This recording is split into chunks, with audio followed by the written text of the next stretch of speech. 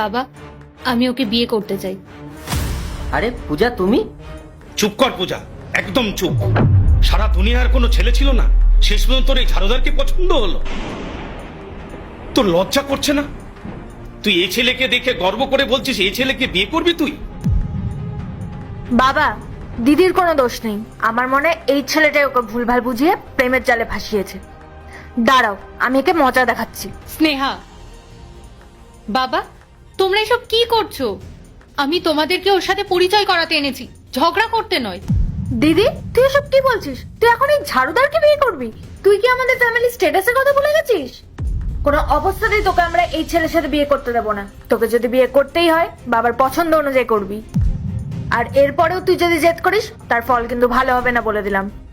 Sneha, please এইভাবে বলিস না। রনিত সত্যি খুব ভালো ছেলে। তোমরা একবার শান্ত হয়ে ওর সাথে কথা তো বলে দেখো।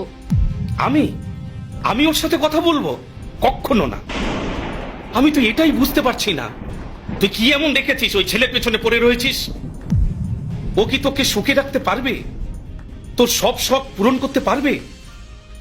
তোকে তো ছোটবেলা থেকে কোনো কিছুর আমি অভাব রাখিনি। আর আজ আজ তুই আমার সম্মানের কথা না ভেবে এই রাস্তার ছেলের সাথে তুই ঘর বাঁধতে যাচ্ছিস। তুই কি একবারও ভেবে দেখেছিস এর বাড়ি ঘর টাকা পয়সা আছে কি না? বাবা, আমি রনিতকে ভালোবাসি। ওর কি আছে কি নেই তা দেখে আমি ওকে বিচার করি না।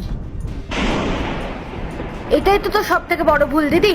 এইসব ছেলেদের না এসব প্ল্যান আগে থেকেই সাজানো থাকে। এরা বড়লোক মেয়েদের ফাঁসিয়ে তাদের বাবার টাকায় ফুর্তি করা এদের কাজ। আর তুই, তোর সাহস হলো কিভাবে আমার মেয়েকে নিয়ে তোর স্বপ্ন দেখার? তুই কি জানিস আমাদের লেভেলটা কোথায়? আঙ্কেল, আমি পূজাকে ভালোবাসি, আর পূজাও আমাকে ভালোবাসে। ও আমাকে বলেছিল আজ আপনাদের সাথে দেখা করিয়ে দেবে, কিন্তু সত্যি বলতে আমি জানতাম না যে এরকম পরিস্থিতির সৃষ্টি হবে। যদি জানতাম যে আমাকে এরকম ভাবে অপমানিত হতে হবে, তাহলে আমি কোনোদিনও সামনে আসতাম না। এই শোনো, আমাকে জ্ঞান দিও না। ভালোবাসা দিয়ে সংসার চলে না। সংসার চালাতে গেলে টাকা লাগে।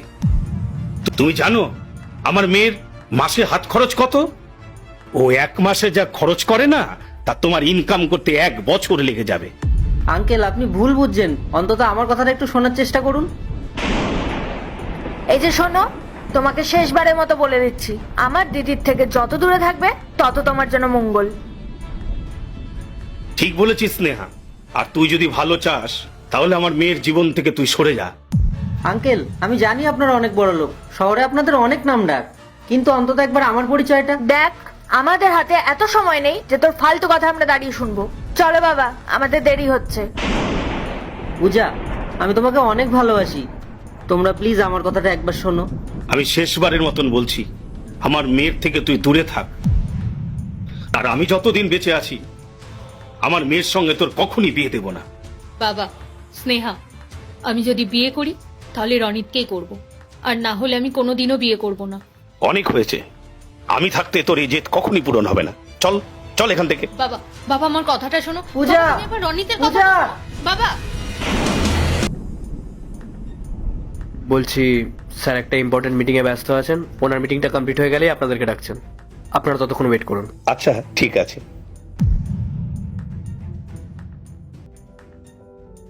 স্যার আপনাদেরকে ডাকছেন, আসুন।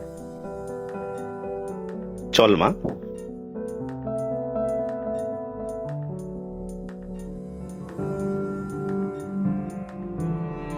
নমস্কার স্যার। তুই তুই এখানে? তুই সেই ঝাড়ুদার ছেলেটা না যে আমার মেয়ে পূজাকে ঠকিয়েছিস? তোর লজ্জা করে না? তুই এই চেয়ারে বসে আছিস। ওসব কথা পরে হবে, আগে আপনারা বলুন কি প্রয়োজনে আজ এই অফিসে আসা। আমরা এখানে এসেছি RM ইন্ডাস্ট্রির মালিকের সঙ্গে দেখা করতে। ওনার সঙ্গে আমাদের একটা বড় বিজনেসের ডিল নিয়ে কথা আছে। এই কোম্পানির ওনারের সাথেই তো আপনি কথা বলছেন। আমি রনিত মিত্র, RM ইন্ডাস্ট্রির ওনার। অসম্ভব!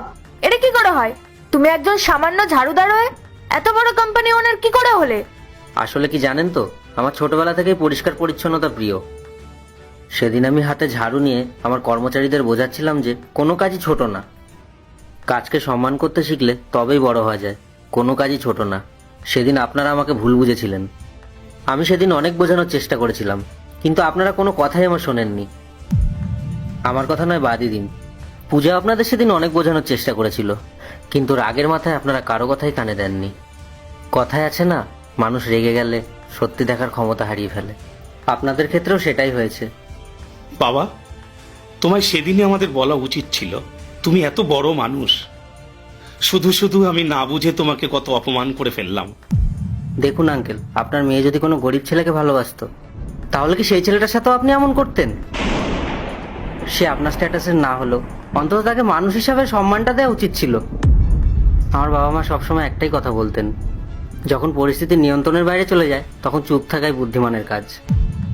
আর সেদিন আপনারা অত অপমান করার পরেও আমি চুপচাপ সব সহ্য করে নিয়েছিলাম।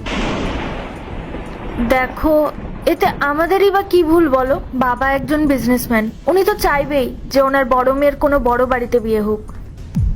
আমি তোমার কথা বুঝতে পেরেছি। প্রত্যেক বাবা মা ভাই বোন তার পরিবারের ভালোটাই চায়। তোমার জায়গায় আমি থাকলে আমি হয়তো সেটাই করতাম, কিন্তু লক্ষ্য অর্জনের জন্য কাউকে ছোট করা বা অপমান করা, এটা কি ঠিক? যাই হোক, ওসব কথা বাদ দেন, ওসব পুরনো কথা। আঙ্কেল, আপনি তো এখন সবকিছু জানতেই পেরেছেন। তাহলে আমি আপনাকে কথা দিচ্ছি, পূজাকে আমি কোনোদিনও কষ্ট পেতে দেবো না। পূজাকে আমি আগে যতটা ভালোবাসতাম এখনো ঠিক ততটাই ভালোবাসি।